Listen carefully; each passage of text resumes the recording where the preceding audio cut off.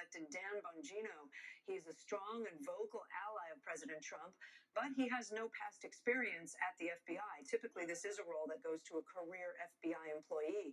Bongino is a former New York City police officer, a former Secret Service agent, and in recent years has grown into a major voice in conservative circles as a podcaster and a personality on Fox News. NBC News Justice and Intelligence correspondent Ken Delanian joins us now. So, Ken, I guess start with how important is that job of deputy director? What does that person do? And what are you hearing from people inside the FBI in reaction to Bongino's selection?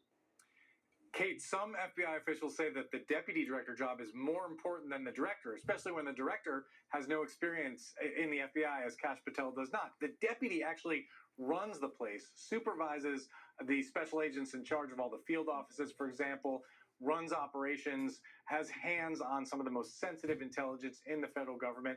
And there is great concern among the people I'm talking to about the fact that Mr. Bongino is essentially a political appointee, which has never happened in American history, has no experience at the FBI. For 117 years, this job has been filled by a career FBI agent.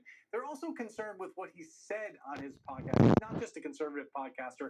He's a trafficker in conspiracy theories. He's called the FBI irredeemably corrupt. He suggested that the FBI was lying when they said they didn't know the identity of the suspect who placed pipe bombs outside the RNC and DNC. He even suggested last year that the Secret Service intentionally allowed poor security around Donald Trump that resulted in that assassination attempt. So there's a lot of concern. Now, Mr. Bongino today said that he is ready to put aside his role as podcaster and act in a nonpartisan fashion at the FBI.